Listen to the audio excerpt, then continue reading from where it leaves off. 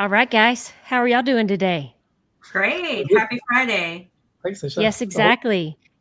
Yes. Thank you, Eric, for joining us. We're going to do some introductions here in a second. But as people are joining in, I just wanted to welcome everybody back. It's been a while since I've had my bestie May on here. We did a lot of live streams last year, but we've been so busy. But we wanted to get this one out, and we've got a great guest for you guys today as people are getting on. So just to introduce the topic, and then we'll introduce the speaker. About 3 months ago, May introduced me to a new feature that's in Adobe Express, is where I saw it. And it's an add-in that's called FlowPaper. And it allows you to take whatever media that you're messaging and make it look like a digital magazine or paper. And so we wanted to have the company on, and that's what we've done. May has invited Erik to come on and talk about that today. So, Erik, please introduce yourself and tell us a little bit about your background. Yeah, so short introduction is actually quite an interesting one. So I started in 2008. It was called FlexPaper back then.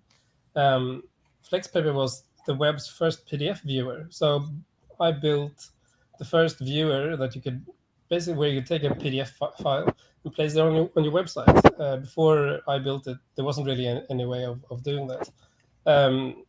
And because I was the first, I got heaps of traction of traffic and attention. There were lots of people using FlexPaper that they were using it for free, and then I started selling licenses. But everyone from FBI to WikiLeaks was using FlexPaper, and so it became a brand, a growing brand. I had no plans on actually building any business out of it initially. I was used to making it as a side project when my daughter was born. But it grew, and I was selling licenses after a while, and then it kind of morphed into different stages. FlexPaper became FlowPaper, and it became less of a PDF viewer and more of a sort of a publishing solution. It's always been quite focused on magazines, catalogs, brochures, leaflets, and I think, like, if you look at the sort of short history of how things have evolved. I think initially flickbooks were a thing that was quite early, but also for magazines, they went through a period where they tried to move from like a static format into a more responsive format, and that's something that FlowPaper was helping a lot of magazines with. We were helping Air New Zealand and companies the like to host their magazines, and still are actually. But things have changed quite a lot. Like the smartphones changed quite a lot during that period. Like, Yeah. I mean, this is going back quite a long time.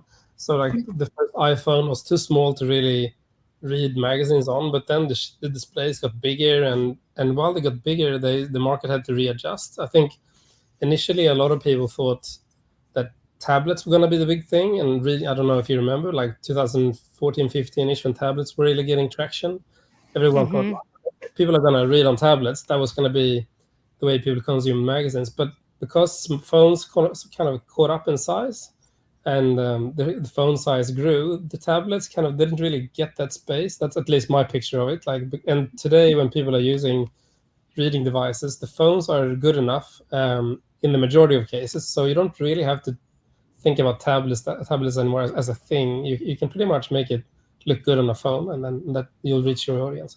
Yeah, so today FlowPaper is focusing on, I think the primary focus is to bring sort of realistic experiences when people browse through brochures and catalogs. I think as far as any marketing, it's tricky to get people's attention. It's tricky to get people to really see something different, and the realism factor, I think, is still a real key thing here. Like when you step into a shop and look at a brochure and get it in your hands, it's a physical thing. You can bring it with you, and it leaves an imprint.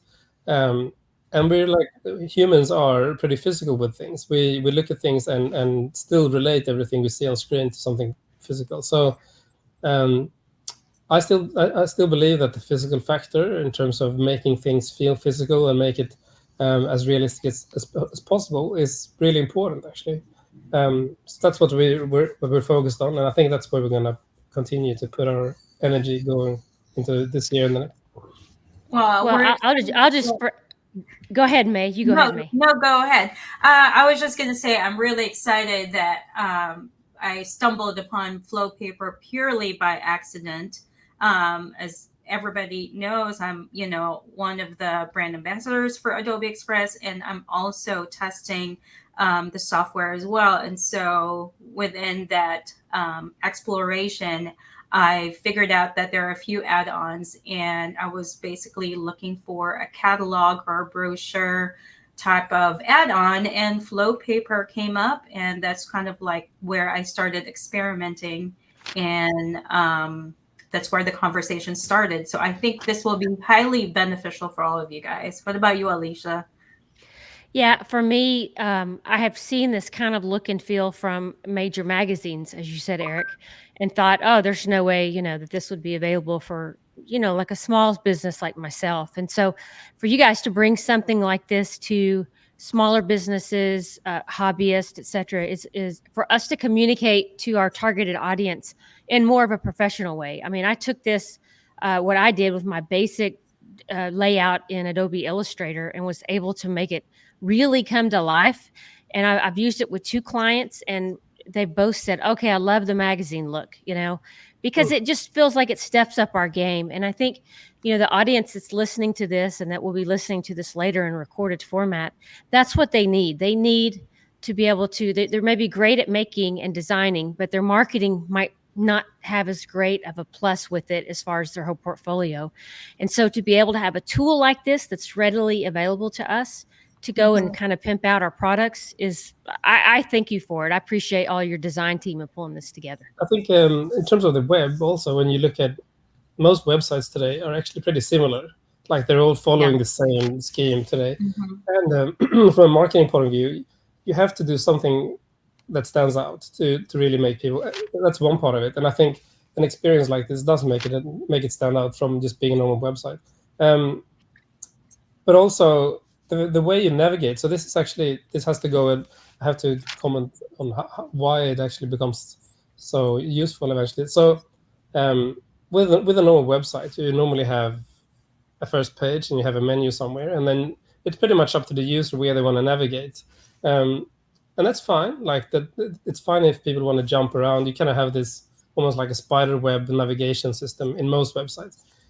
With publications like this, you only move forward mostly. So and that's actually a good thing, because you can sell things to people and you can present things to people in the way you want to, in a sort of a forward motion. And we've seen that it retains readership much higher. People tend to lose focus pretty quickly with like complex navigation systems. So I'm actually a firm believer in that, like keeping people's attention and moving them step by step, is really important. I agree with that. And, I've been playing around a little bit. I retired from the professional world, but towards the end of it, I used Microsoft Sway a lot because it just brought PowerPoints to life, right? It was just much better than PowerPoints. And this, to me, is a step above that, right? It gives you a lot more intuitive things that you can do over Sway. But I like it. You could use this as a presentation in business. I mean, you could use it like in the corporate world, right? It's not just to, branding and products. I mean, I could see how this application could be in many different formats.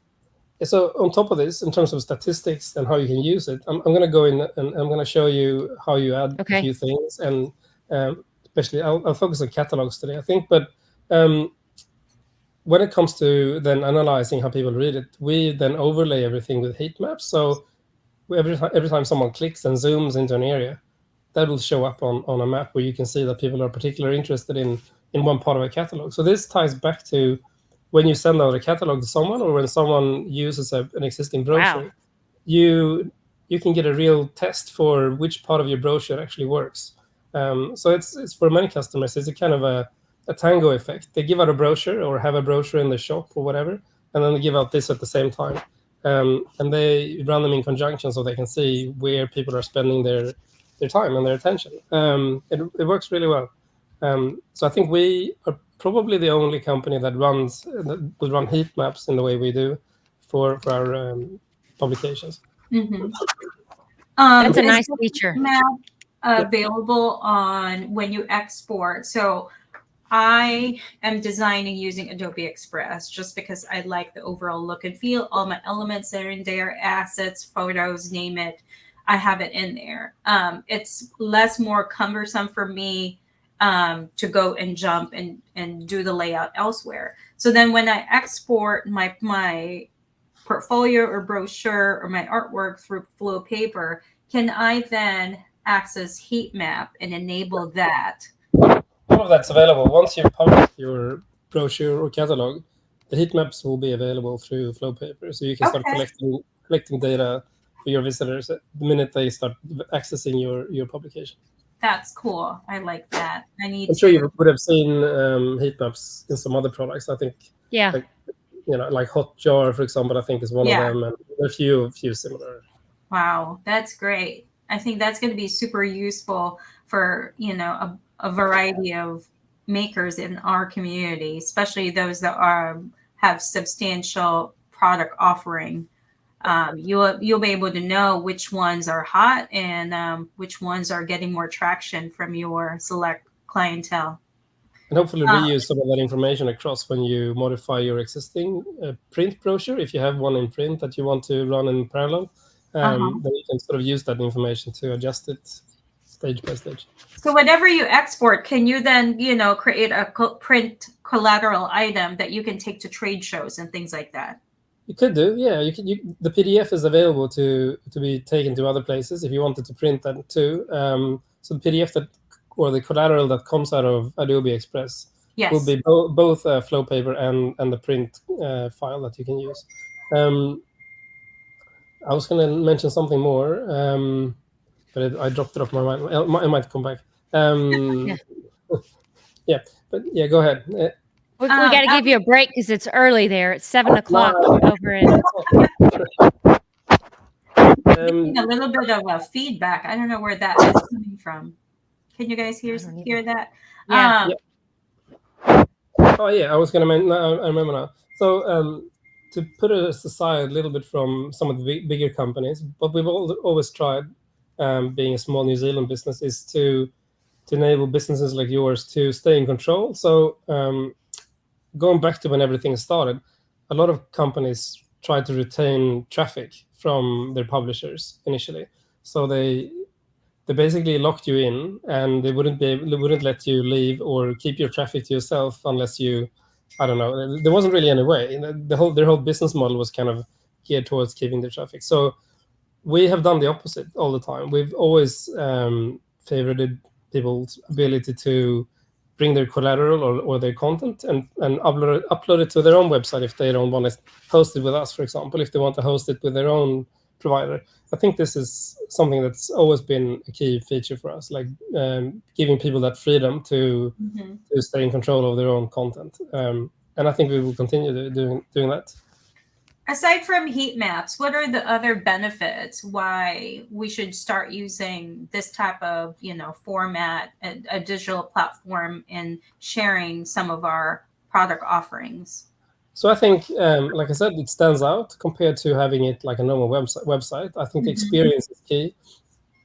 The tracking feature, even if it goes through the whole, so it will be heat maps and everything else is also tracked. So you have links and page views and everything else that you can see will be tracked in FlowPaper. So I think that user experience, being able to track everything that happens inside, plus the heat map in particular, is what I would say is the main selling point. But I mean, like we spend an awful lot of time to make the experience good and to make it feel like you're actually browsing through a catalog. So do you want me to show you just how we normally go about? We would like to see a sample. See if I can get this presenter here.